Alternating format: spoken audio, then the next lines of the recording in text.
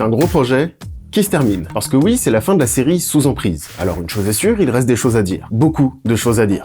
À vrai dire, je pourrais même faire une chaîne entièrement dédiée à ce sujet, tant il y aurait de contenu à faire sur les dérives sectaires. Mais j'ai d'autres sujets en tête que je souhaiterais traiter. En revanche, ça ne veut pas dire que je ne continuerai pas à produire du contenu sur ce sujet, mais ce sera plus ponctuel. Par exemple, j'avais en tête de faire un épisode sur l'état actuel de la lutte contre les dérives sectaires en France, en parlant notamment des rebondissements ces dernières années de la Miviludes, la mission interministérielle de vigilance et de lutte contre les dérives sectaires, qui aurait failli disparaître, puis a été un temps placardisée avant d'être remise sur le devant de la scène avec la crise Covid. Mais les péripéties sont telles que la situation change très vite, et que les interviews que j'avais à ce propos ne sont déjà plus à jour. Et avec la récente démission de Christian Gravel, qui était à la tête du CIPDR et président de la Miviludes, suite à son implication dans le scandale du fonds Marianne, il y a fort à parier que les choses changent à nouveau. En bien ou en mal, l'avenir proche nous le dira. En tout cas, je suis ça de près et j'attends que les choses se stabilisent de leur côté pour questionner ça et en faire un potentiel futur épisode. Mais avant de tourner cette page, il me paraissait important de conclure cette série en parlant de certains points de manière moins formelle, d'où ce petit face-cam sans prétention. Dans les retours que j'ai pu lire, il y a un point qui est revenu quelques fois, avec parfois plus ou moins de bonne foi, et que je tiens à clarifier. S'attaquer aux dérives sectaires n'est pas défendre les religions, surtout pas. On va reparler des religions, mais vraiment, c'est une remarque à laquelle je ne m'attendais pas. De la même manière, la démarche de s'attaquer aux dérives sectaires semble avoir été vue comme une défense indiscutable de l'État et de l'ordre établi. Ça n'est pas le cas, bien au contraire. Comme ce qui a été dit dans la plupart des épisodes, dans presque tous les domaines, s'il y a la possibilité d'avoir des dérives sectaires, c'est à cause de défaillances de l'État. Les dérives reposent en bonne partie sur les échecs de la société. S'il y a des dérives sectaires dans le domaine de l'éducation, par exemple, c'est bien parce que, de base, il y a des problèmes avec l'éducation nationale, et que certains se servent de ces problèmes-là pour vendre leur baratin comme une alternative viable. Pareil dans le domaine de la santé. Lorsque l'on a évoqué le sujet, c'était important d'expliquer que l'état dans lequel se trouve l'hôpital en France, par exemple, avait un rôle dans l'explosion des pseudo-thérapies alternatives. Dès que la République abandonne un secteur, ce type de dérive peut survenir. Et l'hôpital et l'école sont deux des services publics qui souffrent le plus aujourd'hui. Donc des renforts pseudo-scientifiques et pseudo-médicaux seront les bienvenus malheureusement.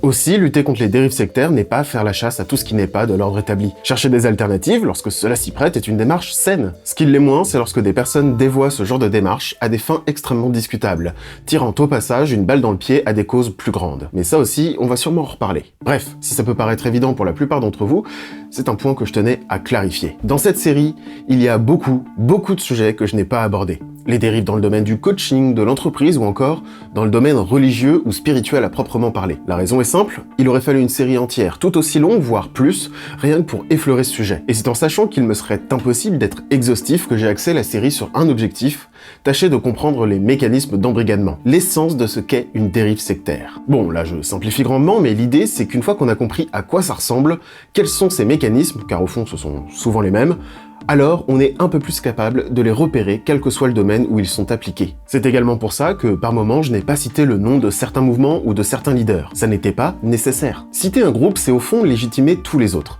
C'est d'ailleurs le tollé qu'il y a eu lors du premier rapport sur les sectes en France au début des années 2000. Une liste de plus d'une centaine de mouvements qui a permis à tous les mouvements n'apparaissant pas dans la liste de dire bah si on n'est pas dedans, c'est qu'on est clean, on n'est pas une secte. Dans l'épisode sur le bien-être, par exemple, je comprends tout à fait qu'on veuille pointer du doigt le groupe en question. Mais il faut bien comprendre que des groupes comme celui dont Laure a été victime, il y en a bien d'autres, de toute taille, avec des techniques et des pratiques similaires. Au risque de me répéter, mon intention est de comprendre et de mettre en avant les mécanismes d'embrigadement, pour savoir les repérer si un jour on y est confronté, quel que soit le mouvement. Pointer un groupe du doigt n'aurait d'impact que sur ce dernier, et encore d'autres bien plus amples que moi s'y sont essayés, et ces groupes sont toujours bien présents aujourd'hui. Et finalement, même si l'impact avait été fort et positif, d'autres auraient pris leur place. Alors, en ne les citant pas, déjà on évite de leur faire de la pub, et ensuite on se concentre sur l'essentiel, les rouages des techniques efficaces d'embrigadement. Alors par moment, il n'y a pas le choix que de les citer, car leur histoire est l'essence même du mouvement. Mais globalement, si on peut éviter, c'est pas plus mal. Peut-être que dans de futurs épisodes, je traiterai de mouvements en particulier, et à ce moment-là, je les citerai forcément. Parmi toutes les personnes que j'ai rencontrées pour traiter ce sujet, l'une m'a raconté qu'il y a quelques années, elle faisait des interventions de sensibilisation dans des collèges et des lycées. Une fois, elle a basé son intervention sur la scientologie. Les jeunes qu'elle avait en face semblaient avoir compris les enjeux du sujet. Mais pour le fun, ils ont continué à se renseigner sur ce mouvement avant d'aller plus loin et, pour certains, de finir par se faire embrigader. C'est tout le danger dans le fait de citer des mouvements en particulier, des mouvements très actuels, même pour les dénoncer. Ce sont des sujets très délicats à traiter. Il y a également un autre sujet que je n'ai pas encore traité, mais qui fera sûrement l'objet d'un futur épisode, c'est le rôle des médias aujourd'hui. C'est assez hallucinant de voir à quel point place est faite dans certains médias à des pratiques qui donnent lieu à des dérives à peine cachées. Alors pour avoir quand même un peu poussé le sujet, il s'agit bien souvent d'ignorance plus que de complicité, même si certains cas sont questionnables. Mais je reviendrai sûrement sur ce sujet lors d'un futur épisode. Bon, si vous êtes encore là à ce stade de la vidéo, c'est que l'avenir de la chaîne vous intéresse. À ce propos, il se passe quelque chose d'assez fou pour moi, il peut y avoir un avenir. Jusque-là, Spinel ND était un projet que je voyais pouvoir s'éteindre du jour au lendemain, duquel je n'envisageais pas forcément la possibilité d'en vivre. Mais aujourd'hui, les choses ont changé. J'entrevois maintenant la possibilité de produire du contenu à plein temps. Et ça, c'est grâce à toutes celles et ceux qui financent la chaîne via KissKissBankBank. Le projet Sous Emprise a bénéficié du soutien du CNC, mais qui a été loin d'être suffisant. De base, il faut savoir que le CNC ne peut soutenir un projet qu'à 50% de son financement total, et au-delà de ça, j'ai fait une demande d'aide pour 6 épisodes de 12 minutes, soit 72 minutes au total, et on en est bien loin, et financièrement aussi. Aujourd'hui, pour travailler à plein temps sur la chaîne, il faudrait à peu près 23 000 € sur une année, c'est-à-dire un peu plus de 2 000 € par mois. Jusque-là, ça me paraissait inenvisageable. Mais quand je vois déjà toutes celles et ceux qui font des dons mensuels ou ponctuels à la chaîne, j'entrevois maintenant cette possibilité. Alors bien sûr, ça ne dégage pas un salaire mirobolant, mais ça me permettrait de travailler dessus à plein temps, malgré tout. Alors, c'est quoi l'avenir pour la chaîne? Dans l'immédiat, il va falloir que je continue un minimum à travailler en parallèle pour, payer mon loyer, mais je compte continuer à m'investir dans ce projet avec pour objectif proche d'en faire mon job à plein temps. Ce qui sera peut-être un échec, mais si je ne tente pas, je ne saurais pas.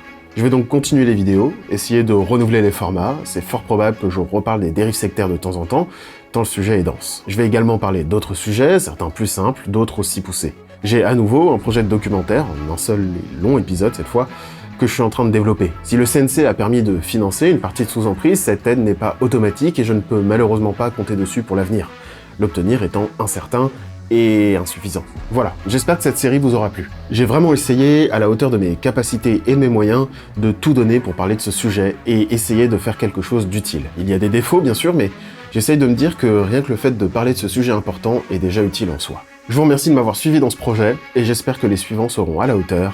On se retrouve très vite pour une nouvelle vidéo.